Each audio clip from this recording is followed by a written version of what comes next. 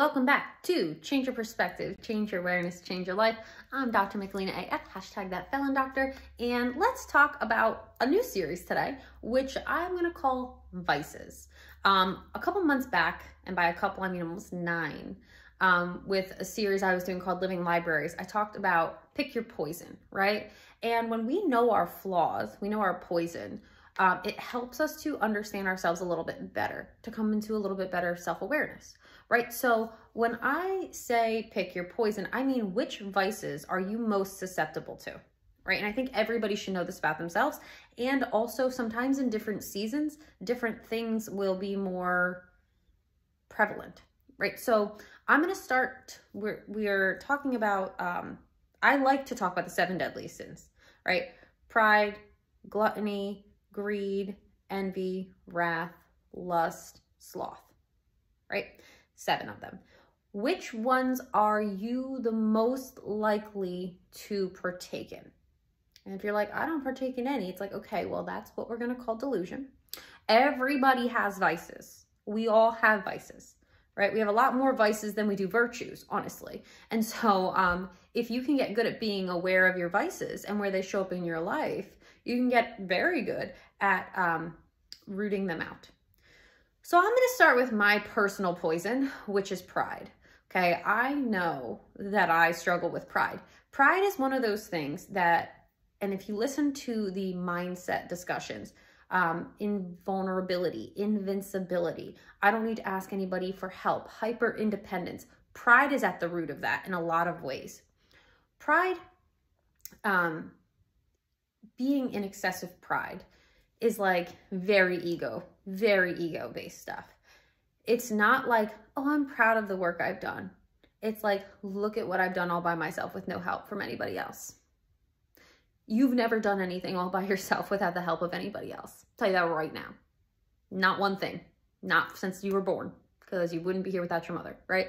There is no way. That's like saying a tree has made itself a tree by itself. It hasn't. It's needed the ground, it's needed the sun, it's needed water, it's needed to break open to itself. Like any tree that you see is not a standalone entity, just like any person that you see is not a standalone entity. None of us are, none of us can be. So pride is one of those very foolish things that it's like, well, why are you prideful right now? What have you really done? What have you really done for yourself? It's like, oh, well, look at, I've done this. And no, you haven't. Other people have helped you do that too, right? You've done it in partnership with people, in tandem with people. Pride looks a lot and sounds a lot like arrogance. Pride goeth before a fall, guys. I used to say all the time, wow, I'm so good at my job. I'm so good at my job. I'm so good at my job. And I was. The thing is, that's not a humble mindset. That's not meek. That's not humble. That's not attractive. And honestly, it wasn't even appropriate, to be perfectly honest. Like, why am I saying that? And not surprisingly, I thought so highly of myself that pride goeth before a fall. And man, did I fall, right? I was so good at my job until I texted one of my students, like, not that good at your job, are you? No, you're not. Doesn't matter how good you are at your job if you do some dumb shit like that. Sorry, not sorry. So I know you would think that your girl has been humbled enough to like be the meekest person that's ever existed. Like, I should be. And I'm not. I'm not. It's really kind of sad, honestly. I don't exactly know why I'm like this, but I am. So here we are, always trying to be very mindful of it, where it's like when something good happens, I'm like, first I'm like, God, thank you. This isn't happening without you. And also I'm just kind of like the grateful recipient of this thing at this moment in time. Thank you. So pride is like an excessive sort of arrogance. It is, you're not at all, I won't say grateful, but you're not at all good at receiving things because you always like are acknowledging or addressing your part in the thing. Like, look at what I did. Look at what I did. There's also something to pride that's like me first. Pay attention to me. Look at me. Give me this energy. Everybody look at me. Everybody pay attention to me. That's a prideful thing too. Like, I need all this attention. I need all of this, I need all of this, that. And so people who struggle with pride, it can show up in a lot of different ways, but people who struggle with pride, a lot of times, and I mean this, you know, in love and affection, didn't get the needs and wants, their needs and wants met as a child.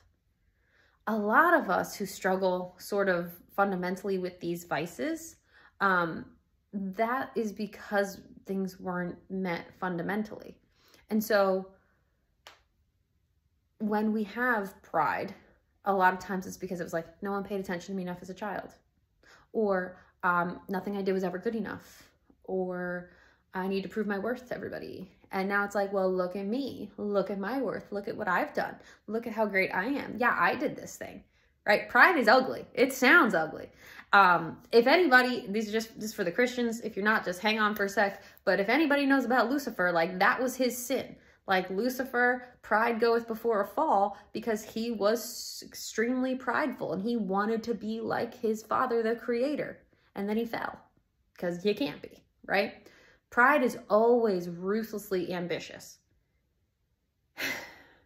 And that's a tricky thing. Ambition's a tricky thing, because it's like, I'm grateful for what I have on the way to where I'm going. That's the best way to be.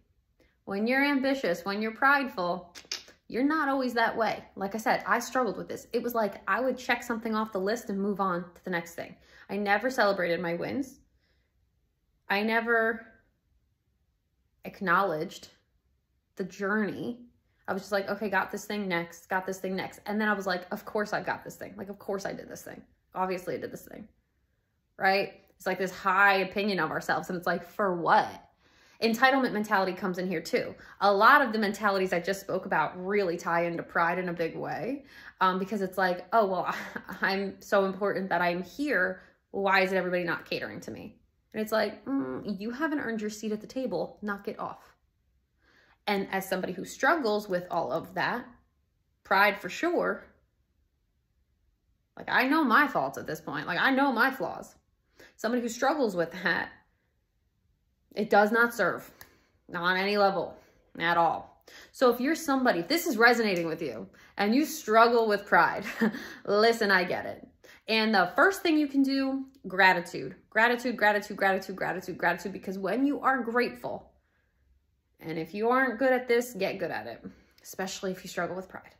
If you're grateful, you are humble. You're realizing that these things have been given to you, that these things have been, you've been taken care of in ways that you might not even realize.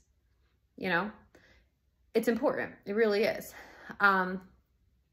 So being aware of that is important. Like, I'm not as grateful as I need to be. I feel like I deserve things maybe I don't deserve. I feel like I should be the center of attention. I feel like I am going to do things to do X, Y, and Z. Pride, pride, pride. So yeah, get grateful. That's super important. Get very aware of the places where you fall short regularly. Pride has a hard time admitting when they fall short. When you're prideful, it's like, I do no wrong.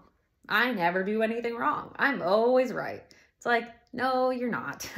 That's not possible. That's impossible. So no one can be right all the time.